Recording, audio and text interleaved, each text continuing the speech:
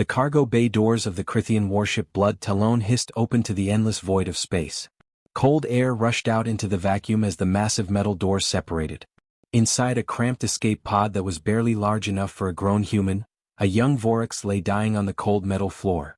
Its gray-striped fur was matted down with fever sweat, clumping together in wet patches across its trembling body. The creature's chest rose and fell in shallow, desperate gasps. Each breath seemed like it might be the last. Its golden eyes, once bright and alert, were now glazed over with pain and confusion. Commander Vekris stood at the observation window, his reptilian face cold and unmoving as he watched the dying animal. His scaled skin reflected the harsh lights of the cargo bay, and his vertical pupils narrowed as he studied the pathetic creature before him. He felt nothing. No sympathy. No regret. Just cold calculation. "Seal it and jettison," he ordered, his voice flat and final. "The weak have no place among warriors." One of the junior officers, younger than the rest and still new to the harsh Crithian military way, shifted uncomfortably. He glanced at the dying Vorax through the viewport, watching as it struggled for each breath. Something in him wanted to speak up, to question the order. After all, the juvenile was only sick, not beyond help. With proper medical treatment, it could possibly recover and return to service. "But Commander," the junior officer finally said, his voice hesitant and uncertain. "The juvenile could recover with proper medical attention. Perhaps if we just—" "Silence." Commander Vekris whipped around, his tail slashing through the air like a weapon. The young officer stepped back instinctively. "We do not waste resources on defective beasts. Our strength comes from culling weakness, not coddling it. This is the Crithian way. This is how we have survived and conquered for generations. The strong thrive. The weak perish. There is no room for sentiment in war." The other officers nodded in agreement. They had been taught this philosophy since birth. Weakness was a disease. Compassion was a liability. Only the ruthless survived in the galaxy, and the Crithians had built their entire empire on this single brutal truth. The junior officer said nothing more. He simply watched as the escape pod was sealed shut, trapping the dying Vorax inside. The pod launched into the black emptiness of space, tumbling away from the warship. Its emergency distress beacon began blinking, sending out a weak signal that would likely never be answered. After all, who would waste time and resources on a discarded warbeast from a hostile alien military? The pod drifted further and further away until it was just another piece of space debris floating in the void. 300 miles away, on the human-run frontier station Theta 7, Dr. Rachel Bennett sat in the medical bay reviewing supply manifests on her data pad. It was quiet night shift work, the kind that usually let her mind wander. She was thinking about calling her sister back on Earth when the emergency alert suddenly blared through the medical bay speakers. The sharp sound made her jump, nearly dropping her data pad. "Unknown distress pod detected. Proximity alert. Immediate action recommended," the station's AI announced in its calm, mechanical voice. Rachel's fingers flew across her control panel, pulling up the scanner readings. Her eyes widened as she read the data. Life signs. Faint. Fading fast. Whatever was in that pod was dying, and dying quickly. She didn't hesitate. Training and instinct took over. She grabbed her emergency medical kit from the wall and ran toward the docking bay, her boots pounding against the metal floor. Jake Parker, the station's security officer, saw her sprinting past and immediately followed. Doc, wait up. We don't know what's in there." Rachel didn't slow down. She was already cycling through the airlock procedures on her wrist computer as she ran. "Could be a biohazard." Jake called out, catching up to her. "Could be a trap. We need to scan it first, run protocols, get clearance from—" "It's dying, Jake," Rachel said firmly, not breaking stride. Her voice had that tone that told him arguing was pointless. "We figure out what it is after we save it. That's how medicine works." Jake knew better than to argue with Rachel when she had that determined look in her eyes. He'd worked with her for 2 years now, and he'd learned that when it came to saving lives, she didn't believe in red tape or caution. She believed in action. The docking bay doors opened with a pneumatic hiss. The escape pod sat there, scorched from atmospheric entry, its metal exterior still warm. Rachel approached carefully but quickly, her scanner already out and working. She overrode the pod's external locks and the door opened with a hiss of stale, foul-smelling air that made both humans step back.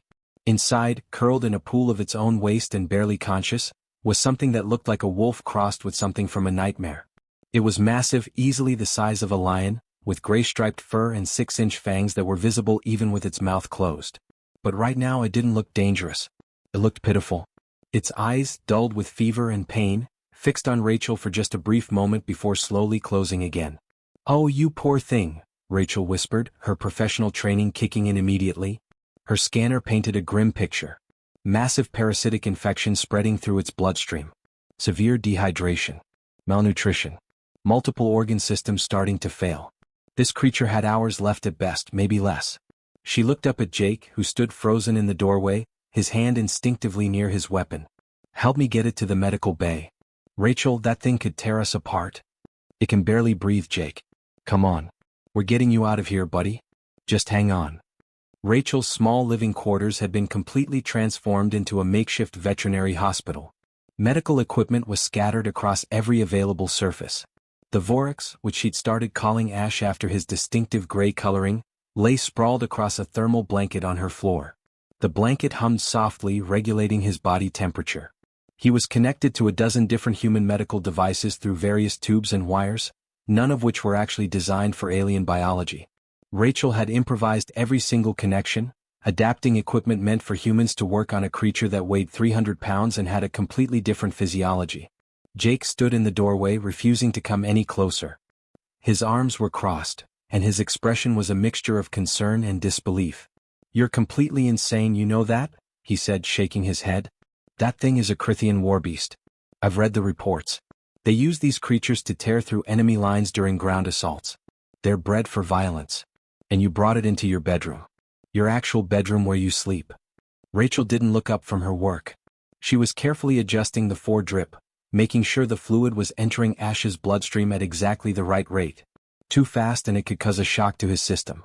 Too slow and he'd continue dehydrating. "He's a patient, Jake," she corrected, her voice tired but firm. "And he's dying because someone decided he wasn't worth saving. That's the only reason he's dangerous to anyone right now. Because he was abandoned." Jake sighed. He'd known Rachel long enough to recognize when she'd made up her mind about something. "How long have you been awake?" "I don't know. What day is it?" "Rachel, seriously?" 36 hours, give or take," she admitted, rubbing her eyes with the back of her hand. Dark circles had formed beneath them, and her hair was pulled back in a messy ponytail. Empty coffee cups littered her desk. "But I think I found something." For the past day and a half, Rachel had been living in front of her computer screen, cross-referencing human medicine with the station's xenobiology database. The database was extensive but not perfect. Most of it focused on sentient alien species, not their animals. She'd been working backwards, trying to find patterns between Earth animals and this alien creature's biology. The parasite infecting Ash was aggressive and fast-moving, unlike anything she'd seen before. It was attacking his internal organs, breaking down his immune system from the inside out. But then she'd found something interesting. An old antiparasitic medication that had been used on Earth dogs decades ago, before better treatments came along. The molecular structure was similar to what she needed. With some modifications, specifically by adding a fungal compound that had been discovered on Centauri 4, she thought she could create something that might work. It was experimental at best. Reckless and dangerous at worst. She had no way to test it properly, no way to know if it would work or if it would kill Ash even faster. But Ash was dying anyway. Without treatment he had hours left, maybe less. With treatment at least there was a chance. Rachel prepared the injection carefully, her hands steady despite her exhaustion. She'd triple-checked her calculations, run the simulations as many times as her computer would allow. This was the moment. Either she'd save him or she'd fail. There was no middle ground. "Come on, buddy," she murmured softly, injecting the bright blue serum into his foreline. She watched as it flowed through the tube toward his body. "Show me that fight. I know you've got it in you. You didn't survive being thrown into space just to give up now." Jake had quietly moved closer, watching from a safer distance. "What happens now?" "Now we wait." The hours that followed were the longest of Rachel's life. She sat in her chair beside Ash, monitoring every single vital sign on her portable medical display. His breathing remained shallow and irregular. His heartbeat was erratic, jumping and dropping without pattern. The fever continued to rage through his body, making him twitch and whimper in his unconscious state. Rachel kept her hand resting on his side, feeling each labored breath beneath her palm. She found herself counting them, silently urging him to take the next one and the next one and the next one. She must have dozed off at some point because when she woke up, her neck was stiff and the light in her quarters had changed. The chronometer on her wall said 41 hours had passed since she'd administered the treatment. Rachel blinked the sleep from her eyes, momentarily disoriented. Then she realized something had changed. She couldn't quite identify what at first, but something was different. The breathing. Ash's breathing had steadied. It was deeper now, more regular. No longer the desperate gasps of a dying animal. She quickly checked the monitors. His heart rate had stabilized. The fever had broken. The readings showed the parasite count in his bloodstream was dropping rapidly. Rachel's breath caught in her throat as she looked down at Ash. His golden eyes were open and clear for the first time since she'd found him. They were focused directly on her face, truly seeing her. There was intelligence in those eyes, awareness and understanding that made her realize this wasn't just an animal. His tail, which had been completely limp for the past 2 days, moved slightly against the floor. What? Twice. A weak but unmistakable wag. "Hey there," Rachel said softly, her vision blurring as tears began streaming down her face. Relief crashed over her in waves. "Welcome back, Ash. Welcome back." 3 weeks passed since that moment when Ash first opened his eyes. During that time, something remarkable happened. Ash didn't just recover from his illness. He absolutely thrived. His gray coat, which had been dull and matted when Rachel first found him, now gleamed with health and vitality. Each stripe was distinct and beautiful. His movements, which had been weak and shaky, became fluid and powerful. When he walked through Rachel's quarters, there was a grace to him that reminded her of big cats she'd seen in nature documentaries back on Earth. He was magnificent. The other station personnel had noticed the change too. Most of them gave Rachel's quarters a very wide berth now. They'd heard stories about Crythian war beasts, about what these creatures were capable of in combat. Having one living in crew quarters made people nervous. But Jake had surprised Rachel. Despite his initial protests and concerns, he'd grudgingly started bringing extra protein rations from the station's supplies. "He likes the synthesized beef," Jake admitted one morning, standing in the doorway and watching as Ash devoured his breakfast. The creature ate with enthusiasm, his tail wagging the entire time. "You know what's weird though? The way he tilts his head when you talk to him. Like he's actually trying to understand what you're saying. Animals don't usually do that." Rachel looked up from her data pad where she'd been reviewing her research. "That's because he is trying to understand, Jake. I've been studying everything I can find about Vorax behavioral patterns." She pulled up her notes on the screen. "They're semi-sentient. Not quite at the level of humans or most galactic species, but far more intelligent than regular animals. The Crythians know this. They breed them specifically for warfare and then suppress their natural intelligence through brutal conditioning. They break them down mentally and physically, turn them into weapons that follow orders without question." "But Ash never went through that," Jake said slowly, understanding dawning on his face. "Exactly. He was cast out before they could condition him. So he's developing naturally, the way a Vorax would if they weren't being forced into servitude. He's different, Jake. Really different." Different was actually an understatement. Over the past 3 weeks, Rachel had watched in fascination as Ash's behavior evolved.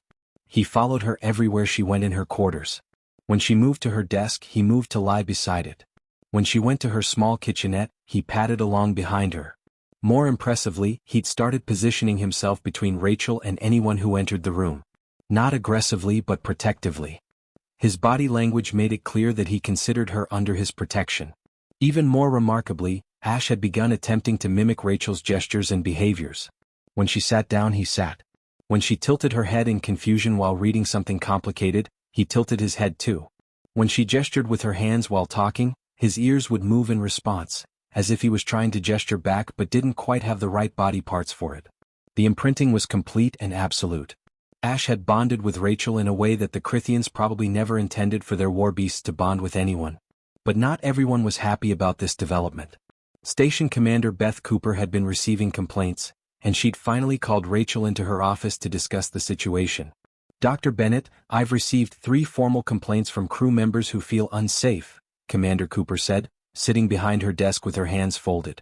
Her expression was sympathetic but firm. "I've also got a demand from the Xenobiology department. They want to study your Vorax properly. They say that creature needs to be contained in a proper facility or removed from this station entirely." "He's not dangerous, Commander," Rachel insisted, leaning forward in her chair.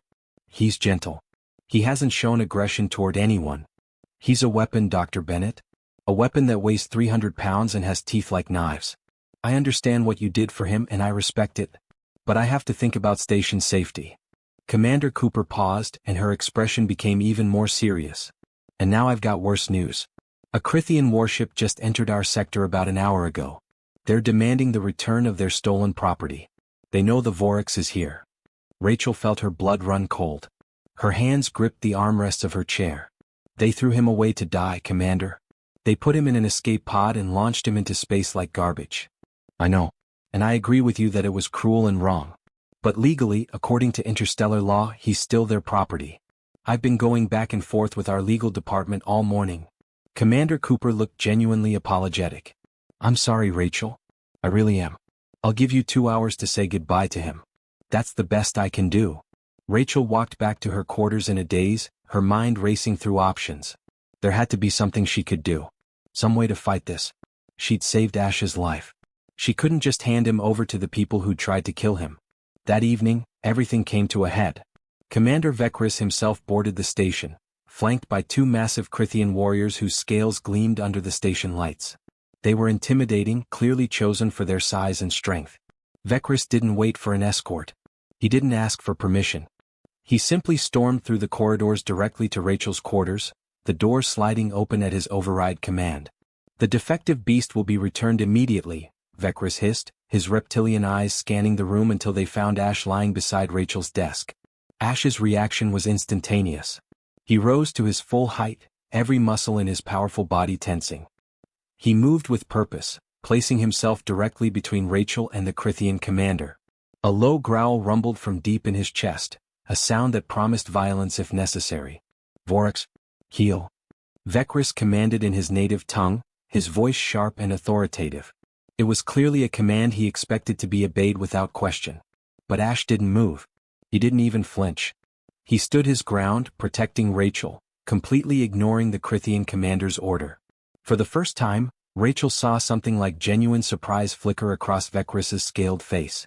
His vertical pupils widened slightly. He doesn't answer to you anymore, Rachel said quietly, finding her courage. She stood up, placing a hand on Ash's shoulder. Because you never cared about him. You just used him as a tool until he wasn't convenient anymore. Vekris's hand moved toward the weapon at his belt. This is Crithian military property. Your interference means. It means I saved a dying animal that your people abandoned in an escape pod, Rachel interrupted, her voice growing stronger. Which, by the way, violates about 6 interspecies treaties on humane treatment of sentient and semi-sentient beings. I've checked. Thoroughly. You know what's really interesting? We always think of strength as being tough, never showing weakness and pushing through everything alone. But here's the truth nobody talks about. Real strength often comes wrapped in compassion. Let me tell you about something that happened in a small community center. There was this guy who worked there, let's just say he was the kind of person who always had it together. Perfect attendance, never complained, always wearing that professional smile. Everyone thought he was doing great. One day, a young volunteer noticed something off. This guy's hands were shaking while he poured coffee. His eyes looked tired, really tired. Not the kind of tired you get from a bad night's sleep, but the kind that comes from carrying too much for too long. The volunteer could have ignored it. Most people would have. We're all busy, right? We've got our own problems. But instead, she did something simple. She just asked, "Hey, are you okay? Like really okay?" And you know what happened? This strong, always put-together guy just broke down. He'd been dealing with his mother's illness, his own health scare, and financial problems all at the same time. He was drowning, but he kept showing up with that smile because he thought that's what strength looked like. That moment of compassion, that simple question, changed everything. Not because it solved his problems immediately, but because it reminded him that he didn't have to carry everything alone. Here's what we get wrong about compassion. We think it's soft. We think it's just about being nice or feeling sorry for people. But compassion is actually one of the toughest things you can practice. It takes real courage to see someone struggling and step into that space with them. Think about it. When someone's going through hell, it's easier to look away. It's easier to think, that's their problem, not mine. It's easier to judge them for not handling things better. But reaching out? Actually caring? That takes guts. And here's the powerful part. Compassion doesn't just help the person receiving it. It transforms the person giving it too. When you show up for someone else, when you choose kindness over indifference, something shifts inside you. You become stronger, more resilient, more human. There's this misconception that if you're too compassionate, people will walk all over you. That you'll become weak or a pushover. But that's not how it works. Compassion isn't about letting people take advantage of you. It's about seeing people clearly, understanding their struggles, and choosing to respond with humanity instead of judgment. Real compassion has boundaries. It knows when to help and when helping isn't actually helping. It knows the difference between supporting someone and enabling them. That's the strength part. Weak people can't set boundaries. Strong people can be compassionate and protect their own well-being. Let me give you another example. In a workplace there was a team that was falling apart. Deadlines were being missed, people were snapping at each other, and the whole atmosphere was toxic. The manager could have come down hard, threatened people's jobs, demanded better performance. That's what a lot of people think leadership looks like. But instead she did something different. She started having real conversations with her team. Not performance reviews, but actual human conversations. She discovered one person was caring for a sick child. Another was going through a divorce. Someone else was dealing with anxiety but was too scared to ask for help. She didn't lower the standards or let everything slide. But she adjusted schedules, created flexible working options, and made it clear that people could ask for help without fear. She showed compassion while maintaining accountability. What happened? The team didn't fall apart. They got stronger. People started supporting each other. They met their deadlines because they actually cared about not letting each other down. Compassion created the strength the team needed. This is what we miss when we think strength and compassion are opposites. They're not. They're partners. The strongest people you'll ever meet are often the most compassionate. They've usually been through their own struggles, and those experiences taught them that everyone's fighting battles we know nothing about. Compassion gives you perspective. It helps you understand that the person who cut you off in traffic might be rushing to the hospital. The coworker who seems lazy might be battling depression. The friend who canceled plans might be barely holding themselves together. When you lead with compassion, you're not being naive. You're being wise. You're recognizing that life is hard for everyone in different ways, and sometimes the strongest thing you can do is extend a hand to someone who's struggling. And here's the beautiful part: when you build a life on compassion, when you make it your default response instead of judgment or indifference, you create something powerful around you.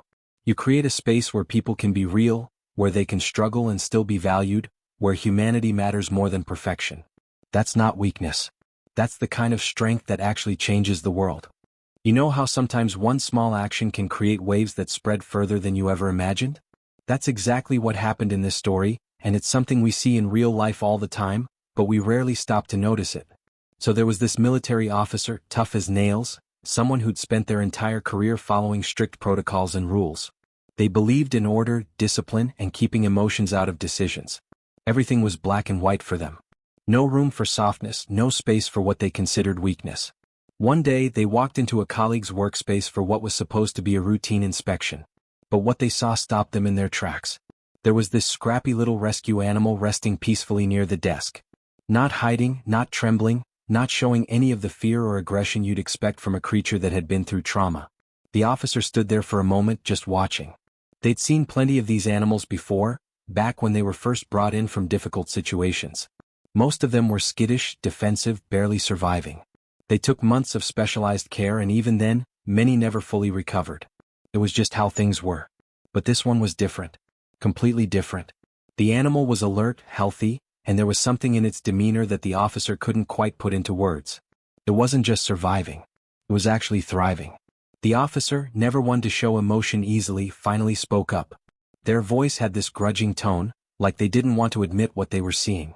This one is stronger than the others. Faster. More aware of its surroundings. The colleague looked up from their work and smiled slightly. They'd heard this kind of observation before, always focused on performance and metrics. But they knew the real story was different. They're healthy, the colleague said simply. And they know someone actually cares about them. That makes all the difference. Those words hung in the air. Simple words, but they carried weight. The officer didn't respond right away. They just kept watching the animal, and you could see something shifting behind their eyes. All their career, they'd been taught that care and compassion were secondary to efficiency and results. That emotional attachment made you weak, made you lose focus on the mission. But here was living proof that it wasn't true. This animal wasn't performing better despite being cared for. It was performing better because it was cared for. The compassion wasn't making it weak. It was making it strong. This is the ripple effect in action. One person decided to do things differently. They didn't follow the standard protocol of minimal care and emotional distance. They invested time, attention, and genuine concern into a creature that most people had written off. And that single decision created results that even the strictest, most by-the-book officer couldn't deny. But the ripples didn't stop there. That's the thing about compassion and genuine care. It spreads. The officer left that room thinking differently than when they entered. They started noticing other things they'd missed before. Other people on their team who were struggling but hiding it well. Situations where a little bit of human understanding could make a massive difference in outcomes. Within weeks, small changes started happening. The officer began checking in with their team members differently. Not just about work performance but about how they were actually doing. They created space for people to admit when they were struggling without fear of being seen as weak or inadequate. And guess what happened? The team got stronger. Not despite this softer approach but because of it. People who felt valued and cared for brought their best selves to work. They looked out for each other. They pushed harder because they knew they weren't just cogs in a machine. Other teams noticed.